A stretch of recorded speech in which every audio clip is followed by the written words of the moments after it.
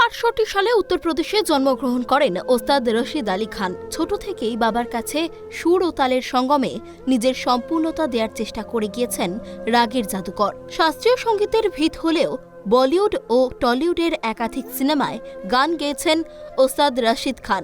জবই মেট সিনেমায় आओगे जब तुम सजना গানের মাধ্যমে সারা দেশের মন জয় করে নেন তিনি। শাহরুখ খানের মাই নেম ইজ খান সিনেমায় আল্লাহ হে রহম গানটি গেয়েছেন শিল্পী।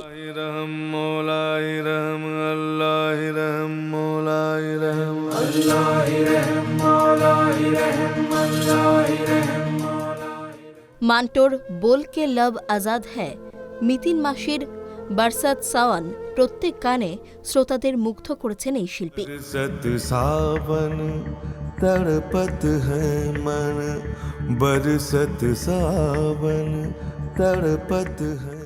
2006 সালে পদ্মশ্রী পেয়েছিলেন ওস্তাদ রশিদ খান।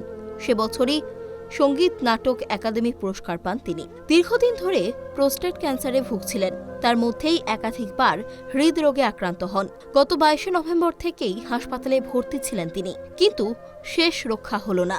মঙ্গলবার দুপুর 3:45 নাগাদ কলকাতার একটি বেসরকারি হাসপাতালে শেষ নিঃশ্বাস ত্যাগ করেন রশিদ খান।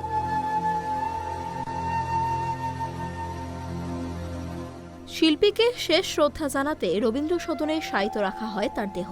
উপস্থিত ছিলেন হৈমন্তী শুক্লা, উষা উত্তুপ সহ বিশিষ্টজনেরা।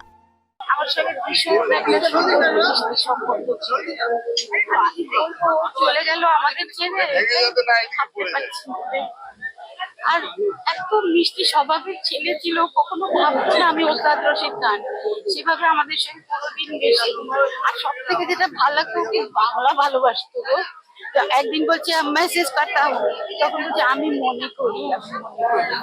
বাংলা খুব ভালোবাসতো, বাঙালি খাবার দাবার। খালি আমাকে দেখা হলেই বলতো একদিন আসো, আমি বিরিয়ানি বানাবো। মানে কখনো নিজে ভাবতো না আমি একজন মানে বাচ্চারা they are interested in classical music because of Rashid Khan sir. কিছু বলার নেই, so sad, so tragic because gone too soon. আমাদের সবার দুঃখ, কিন্তু this was totally unbelievable. The link, as I said, between classical tradition and modern. দুপুর 1টা পর্যন্ত তার দেহ রবীন্দ্র সদনে শায়িত রাখা হয়। তার অনুরাগী অনুগামীরা প্রয়াত শিল্পীকে শেষ শ্রদ্ধার্ঘ্য জানান। অত্যন্ত একটা সরল অসাধারণ মানুষ, আমার থেকে বয়সে এত কম, ছোট। বিক্রম, রাশিদ, আমি তিনজনে একটা ইউনিট, এত হুল্লোড় করেছি। বিদেশে যাওয়া, ওর বাড়িতে বসে আড্ডা মারা, যখন তখন ফোন করা, উষাদি, সবাইকার মানে হাজারো স্মৃতি ভর করে আসছে। আজকে আর একটাও নেই। ও যে বয়সে, যে পর্যায়ে পৌঁছেছে একজন গায়ক হিসেবে, সেটা এরপর প্রয়াত শিল্পীকে গান স্যালুট দিয়ে সম্মান জানায় রাজ্য সরকার। শিল্পীকে শেষবারের জন্য নাকতলার বাসভবনে নিয়ে যাওয়া হয়। সেখান থেকে সন্ধেবেলা দেশের বাড়ি উত্তরপ্রদেশে নিয়ে যাওয়া হবে শিল্পীকে। সেখানেই তাকে সমাধিস্থ করা হবে। ক্যান্সারের সঙ্গে বহুদিন ধরে লড়েছিলেন শিল্পী, তার মধ্যেই স্ট্রোক। অবশেষে থামল লড়াই।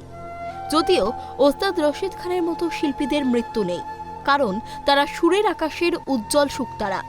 তাদের কণ্ঠ থেকে যাবে আপামর ভক্ত শ্রোতার হৃদয়ে চিরভাস্বর হয়ে। ক্যামেরায় সূর্যর সঙ্গে অভ্রদীপের রিপোর্ট, ট্রাইব টিভি, কলকাতা। सावन भादो फिर भी मेरा